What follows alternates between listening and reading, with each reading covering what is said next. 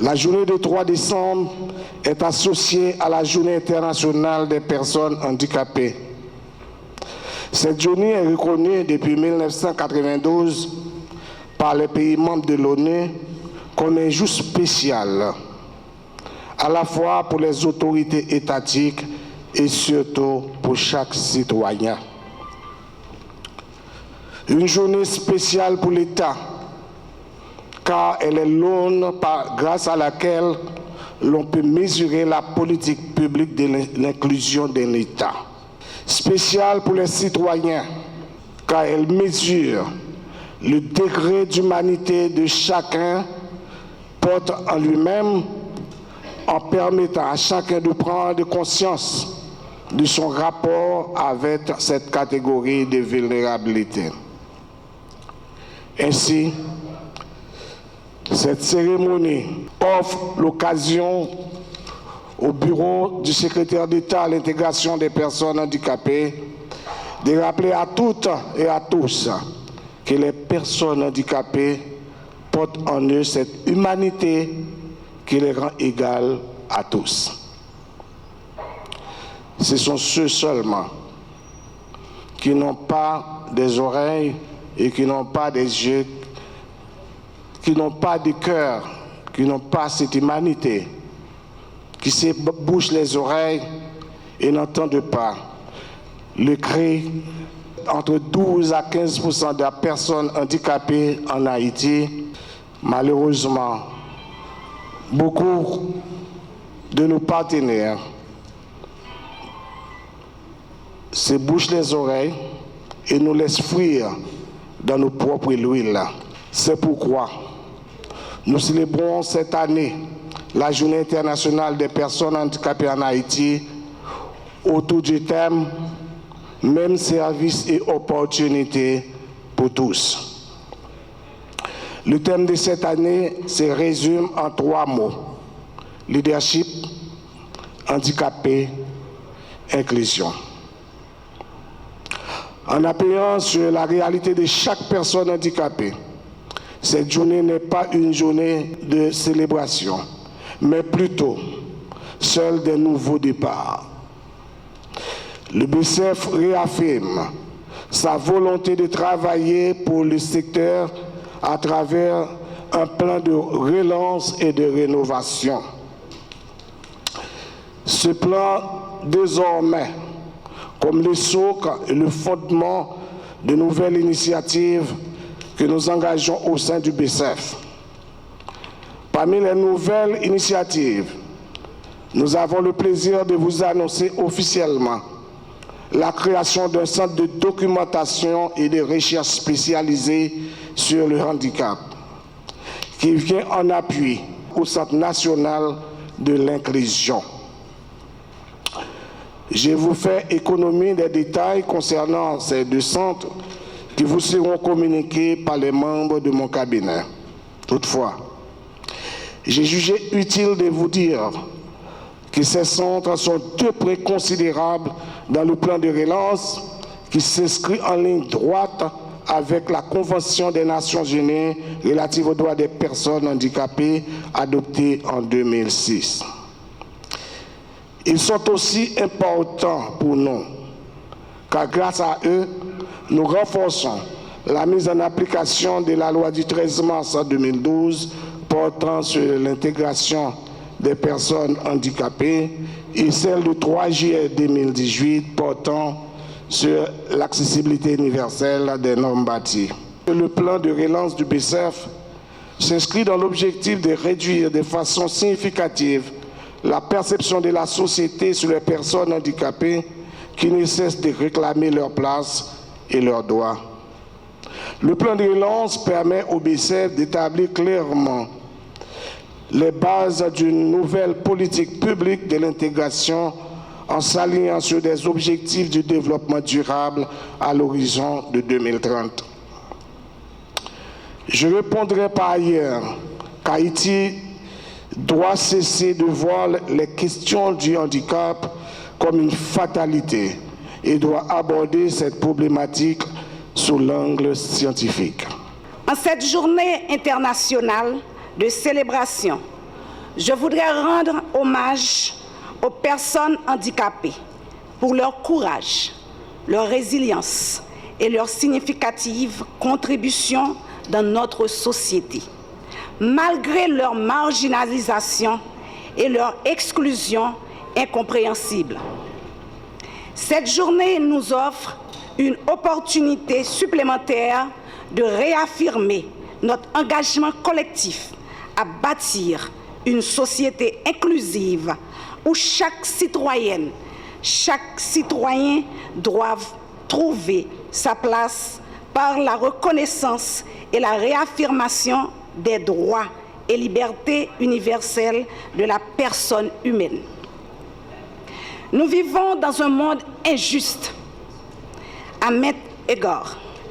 Injuste envers les femmes, injuste envers les jeunes, injuste envers les analphabètes, également injuste à l'égard des personnes handicapées.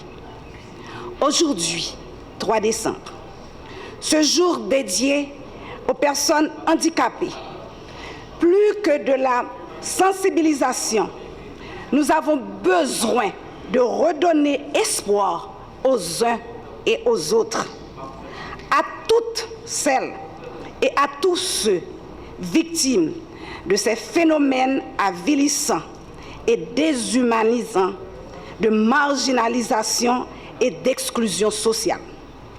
À ce jour, nous ne pouvons pas dire que rien n'a été fait.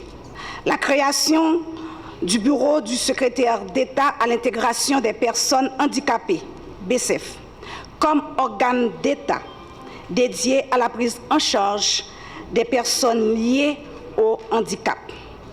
Il en est de même de la loi adoptée en 2012 portant sur l'intégration des personnes handicapées, résultant d'intenses engagements aussi bien des pouvoirs publics, des partenaires et des organismes internationaux que des organisations de la société civile haïtienne de défense des droits des personnes handicapées. Malheureusement, ces acquis demeurent insuffisants. Les personnes handicapées en Haïti continuent de faire face à des défis structurels liés à l'accessibilité, à l'éducation, à l'emploi et à la santé.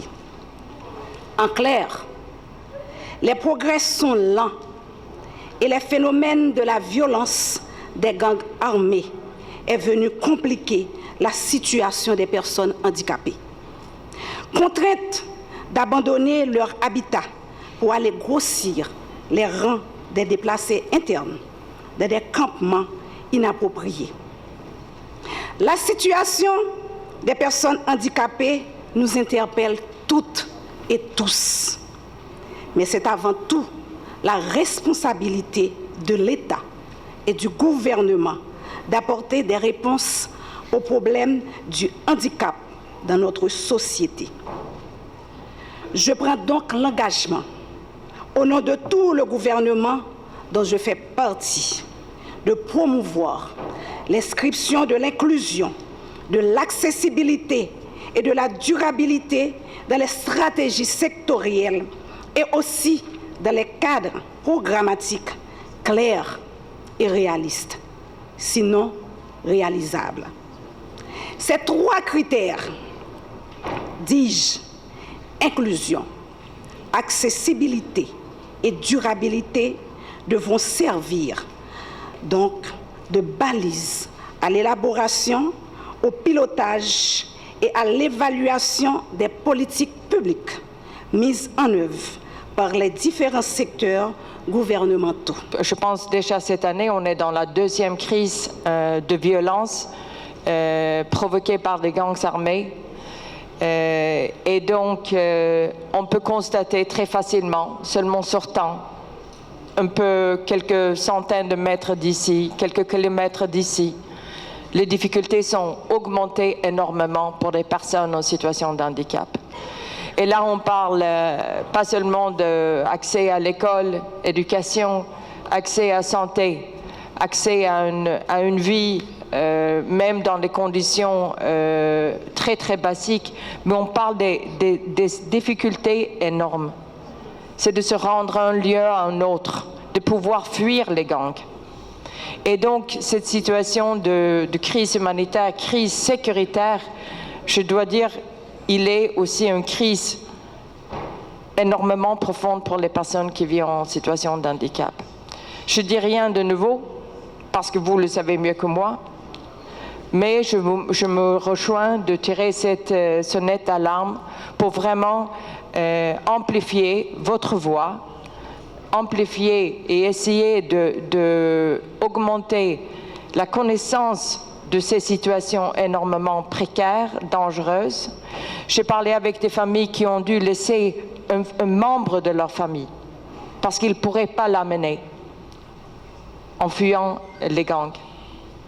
J'ai vu des mères, des parents, des enfants qui ont un handicap très très sérieux qui dit il était programmé pour une opération. Maintenant, l'opération ne peut pas se faire parce qu'on ne peut pas se rendre à l'hôpital. Et de toute façon, l'hôpital est fermé. Et donc, tout ce qu'un enfant, par exemple, a besoin, si elle vit avec un handicap, n'est pas accessible pour cet enfant. Donc, on coupe même les opportunités pour les enfants de pouvoir amener une vie avec les mêmes droits qu'ont les autres. Donc, pour moi, je pense ce qui est très clair, c'est que le handicap n'est pas une fatalité. La misère avec laquelle on se trouve, beaucoup de monde en Haïti, à Port-au-Prince se trouve, ce n'est pas une fatalité. Et j'ai vu, pas seulement la résilience, mais j'ai vu la résistance, la force, l'engagement, la dédication, les connaissances. Et donc pour moi, il y a beaucoup de choses à faire. Il ne faut pas laisser les bras. Il faut continuer à faire le plaidoyer. Oui, il y a une situation qui est de profonde crise actuellement. Il faut faire sorte qu'on ne les oublie pas. On n'oublie pas les personnes qui vivent en handicap. On ne le parle pas suffisamment, de mon point de vue. Il faut utiliser aujourd'hui cette journée internationale pour vraiment amplifier votre voix, vos messages. Mais il faut faire sorte qu'on rend cette journée l'ambition de chaque journée. Et donc pour moi, oui, dans la réponse humanitaire, très très important d'intégrer les besoins des personnes qui vivent en handicap, mais aussi dans les politiques publiques, dans les institutions, la capacité des institutions pour améliorer les problèmes, les obstacles structurels qui existent aujourd'hui pour avoir accès à l'éducation, à la santé, protection sociale, à un emploi, par exemple.